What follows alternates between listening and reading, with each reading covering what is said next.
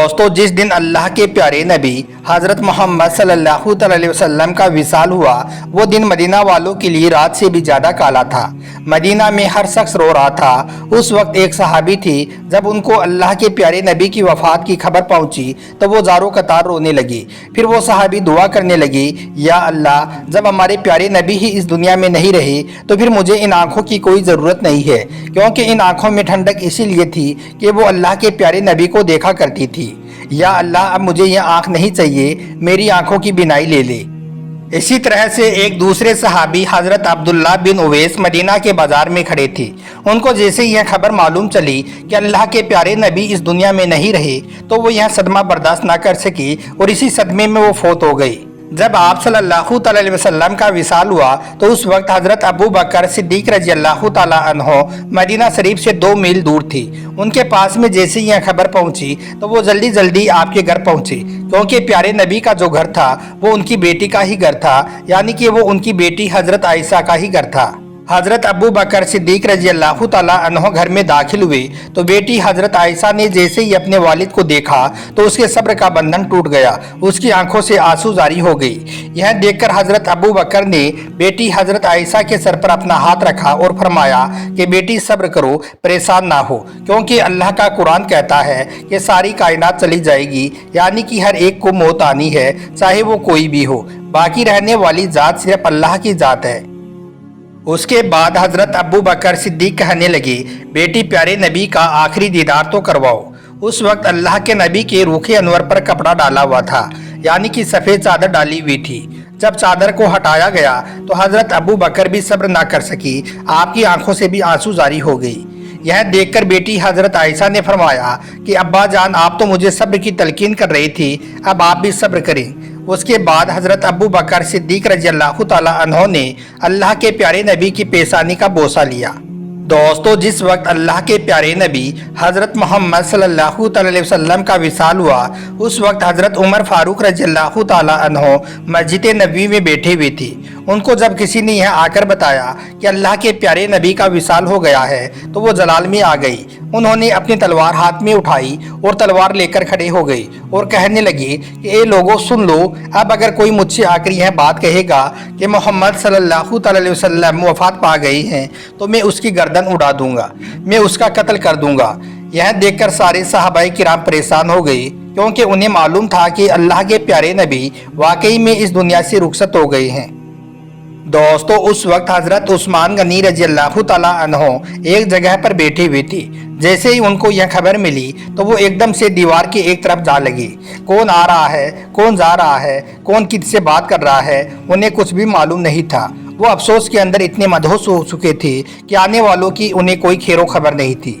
किसी ने सलाम किया, किसी ने कोई बात कही, लेकिन हज़रत उस्मान गनी किसी की बात का कोई भी जवाब नहीं दे रहे थे।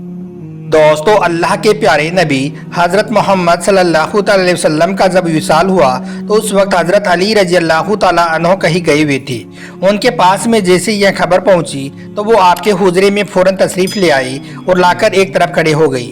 उसके बाद हज़रत अली ने प्यारे नबी के रूखे अनवर से कपड़ा हटाया और कुछ अजीब अल्फाज कही। हज़रत अली के बारे में तारीख बताती है कि उस वक्त हज़रत अली ने फरमाया, या रसूल अल्लाह सल्लल्लाहु अलैहि वसल्लम, आपने अगर मुझे रोने के लिए मना ना किया होता तो मैं आज इतना रोता कि मैं अपने आंसुओं के साथ में आपको गुस्ल देता। उसके बाद हज़रत अबू बकर सिद्दीक रज़ी अल्लाह तआला अन्हो मस्जिद नबवी में तशरीफ़ ले आई और जब देखा कि मस्जिद में सारे सहाबाए किराम बेइख्तियार रो रही हैं, उनकी अजीबो गरीब कैफियत हो चुकी है, तो यह देखकर फिर हज़रत अबू बकर ने सारे सहाबाए किराम को एक जगह पर जमा किया और फिर एक छोटा सा खुतबा इरशाद फरमाया। हज़रत अबू बकर का खुतबा सुनकर सारे सहाबाए किराम समझ गई कि रसूल अल्लाह सल्लल्लाहु अलैहि वसल्लम का वाकई में विसाल हो चुका है। उसके बाद में सारे सहाबाए किराम अल्लाह के प्यारे नबी की तदफीन को लेकर मशवरा करने लगे, यानी कि वो आपस में बात करने लगे कि अल्लाह के प्यारे नबी के लिए किस ज़मीन में किस हिस्से में कब्र मुबारक बनाई जाए, या फिर मस्जिद नबवी के किसी कोने में ही कब्र मुबारक बना दी जाए। बस यही सोच सोचकर सारे सहाबाए किराम परेशान हो रही थी और सब अपनी अपनी राय भी दे रही थी। लेकिन उस वक्त हज़रत अबू बकर सिद्दीक रज़ी अल्लाह तआला अन्हो खामोश थे। वो खामोशी के साथ उठे और बेटी के घर तशरीफ़ ले गई। आपने बेटी हजरत आयशा से सवाल किया, बेटी सारे सहाबाए किराम परेशान हो रही हैं कि प्यारे नबी की कब्र मुबारक कहाँ पर बनाई जाए। क्या तुमने रसूल अल्लाह सल्लल्लाहु अलैहि वसल्लम की ज़िंदगी में कभी इस बारे में कुछ सुना था? तो यह सुनकर हजरत आयशा ने फरमाया, अब्बा जान मुझे याद है और अच्छी तरह से याद है कि एक मर्तबा अल्लाह के नबी सल्लल्लाहु अलैहि वसल्लम ने फरमाया था कि पैगंबरों के लिए अल्लाह के कानून ये है कि पैगंबर को जहाँ पर मौत आती है उसकी कब्र भी वहीं बनाई जाती है। यह सुनकर हजरत अबू बकर ने फरमाया कि बेटी सुना तो मैंने भी था, बस सोचा था कि इसकी तस्दीक कर लूँ, इसलिए पूछने आ गया। अच्छा हुआ आपने यह मसला हल कर दिया। अब बाप बेटी में यह इत्तेफाक हो गया कि अल्लाह के प्यारे नबी की कब्र मुबारक वहीं पर बनाई जाए जहाँ पर आपकी रूह परवाज हुई थी। उसके बाद हजरत अबू बकर ने सारे सहाबाई किराम को यह बात बताई तो उन सब में भी इत्तेफाक हो गया। वो भी कहने लगे कि अल्लाह के प्यारे नबी की कब्र मुबारक वहीं पर बनाई जाए जहाँ पर आपका विसाल हुआ है। उसके बाद सहाबाए किराम अल्लाह के प्यारे नबी की कब्र मुबारक खोदने के बारे में मशवरा करने लगे कि आपके लिए कब्र कौन खोदेगा। उस वक्त दो सहाबाए किराम ऐसे थे जो कब्र खोदने का काम किया करते थे। उनमें से एक का नाम अबू तलहा था और एक का नाम अबू उबैदा था। अब सहाबाए किराम सोचने लगे कि इन दोनों में से किसको पैगाम भेजा जाए, किसको बुलाया जाए। उसके बाद हजरत उमर रज़ियल्लाहु ताला अन्हो ने यह फैसला किया कि पैगाम दोनों की तरफ भेज दो, जिसके मुकद्दर में यह काम होगा वो पहले पहुंच जाएगा और वो ही कब्र खोदने का काम करेगा। बस यही सोचकर फिर दोनों की तरफ पैगाम भेज दिया गया, लेकिन अबू तलहा पहले पहुंच जाते हैं और आकर प्यारे नबी के लिए कब्र मुबारक खोदने का काम शुरू कर देते हैं। उसके बाद सहाबाए किराम रज़ियल्लाहु ताला अन्हो अल्लाह के प्यारे नबी के गुस्ल को लेकर मशवरा करने लगे और सोचने लगे कि आपको गुस्ल कौन देगा। हर एक की तमन्ना थी कि वो प्यारे नबी सल्लल्लाहु अलैहि वसल्लम को गुस्ल दे, क्योंकि ज़िंदगी का यह आखिरी मौका था नबूवत के जिस्म को हाथ लगाने का और शहादत हासिल करने का। इसलिए कौन नहीं चाहता कि आखिरी वक्त में उनके हाथ नबूवत के जिस्म को लगे। हर सहाबी की यही ख्वाहिश थी कि हाथ मेरे हो और जिस्म मुबारक प्यारे नबी का हो, लेकिन यहाँ पर सबकी ख्वाहिश कैसे पूरी हो सकती थी। इसके लिए प्यारे नबी सल्लल्लाहु अलैहि वसल्लम ने पहले ही ये वसीयत फरमा दी थी कि मेरे गुस्ल से लेकर दफनाने तक की सारी रस्में मेरे अहले बेत और अहले ख़ानदान के लोग ही करें। इसलिए फिर आपको गुस्ल हज़रत फ़ज़ल बिन अब्बास, हज़रत कुसुम बिन अब्बास, हज़रत अली शेरे खुदा और हज़रत ओसामा बिन ज़ैद रज़ियल्लाहु ताला अन्हु ने मिलकर दिया। दोस्तों, अल्लाह के प्यारे नबी सल्लल्लाहु अलैहि वसल्लम का चेहरा मुबारक पहले ही बहुत ज़्यादा हसीन था।